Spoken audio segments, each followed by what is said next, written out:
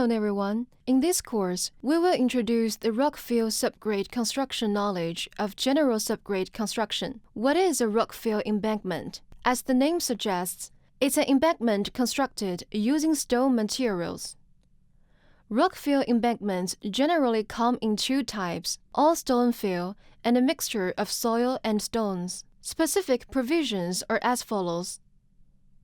Rockfill embankment, an embankment filled with stones, with a particle size larger than 40 mm and comprising over 70% of the total material.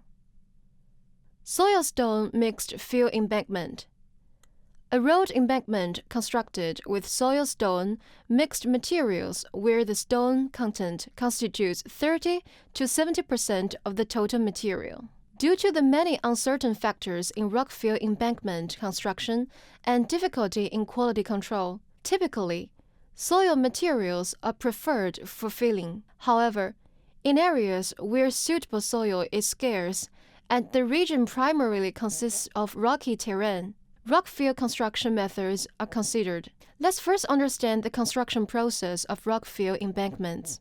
As shown in the diagram on the right, the construction process of a rockfill embankment includes survey and setting out, surface clearing and compaction, or pre-filling compaction, slope stacking, stone filling, filling compaction, roadbed filling, roadbed rolling, and slope trimming. Key points include pre-filling compaction of the base to at least 85%, slope tracking without noticeable voids, and the roadbed filling materials must meet code requirements. The cross-sectional diagram shows specific requirements for stone particle size and layer thickness in different filling areas of the rockfill subgrade. The requirements for stone materials in the lower embankment: maximum particle size should not exceed 60 centimeters, and the loose layer thickness should not exceed 100 centimeters. For the upper embankment, the stone particle size should not exceed 15 centimeters, and the loose layer thickness should not exceed 40 centimeters. Within the roadbed area, the maximum stone particle size should not exceed 10 centimeters, and the loose layer thickness should not exceed 25 centimeters. Additional stone material requirements include 1. A minimum strength of 15 megapascals, particle size not exceeding 2/3 of the layer thickness, and the layer's loose thickness not exceeding 0.5 meters for high-grade and first-class roads, and not exceeding 1 meter for other roads. The compactness of rockfill subgrade is determined by controlling the porosity and compaction settlement difference. The porosity is measured as per specifications, and the settlement difference is within the prescribed depth range. Using a vibrating roller weighing over 12 tons, when the top surface of the compacted layer stabilizes without further sinking, without significant tire marks, it is considered compacted. 2. When filling, the slope base should use hard stones with a diameter greater than 30 centimeters for masonry. For rockfill embankments, the masonry thickness should be no less than 1 meter for heights up to or equal to 6 meters, and no less than 2 meters for heights over 6 meters. Filling only takes place in the lower part of the subgrade. Within the bottom 1 meter of the roadbed, it should be filled and compacted in layers. 3. For high-grade and first-class roads, within 50 centimeters below the roadbed, soil meeting roadbed requirements, with a particle size not exceeding 10 centimeters, should be filled. For other roads, within 300 centimeters below the roadbed, soil meeting roadbed requirements with a particle size not exceeding 15 centimeters should be filled. 4.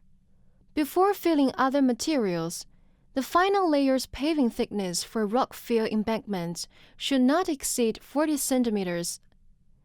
The transitional layer's stone particles should be smaller than 15 centimeters, and the fines with a diameter less than 0.05 millimeters should not be less than 30%. A geotextile may be used as an isolation layer when necessary. Quality inspection of Rockfill embankment.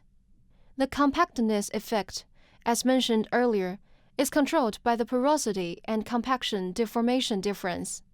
Specific indicators are shown in the table, including compaction, longitudinal elevation, deflection, center line deviation, width, evenness, cross slope, side slope gradient, and smoothness.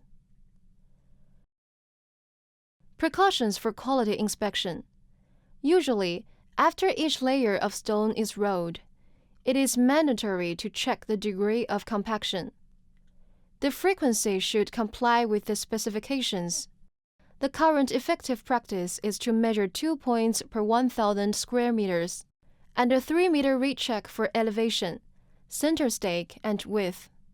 When reaching the top of the zone, all parameters except deflection should be checked to ensure that the subgrade quality meets the requirements. Deflection indexes are rechecked during roadbed top acceptance. Let's summarize the construction of Rockfill subgrade. The overall construction process is consistent with soil embankments. 1. Filling is inconsistent with soil embankment. Stones shall be stacked first before filling. 2. There are strict requirements for particle size of fillers, which vary at different positions. 3. There are strict regulations on filling of roadbeds on stone embankments. 4. The compaction of the stone embankment is different from that of soil embankment and is controlled using porosity and deformation differences. That's all for today. Thank you for listening.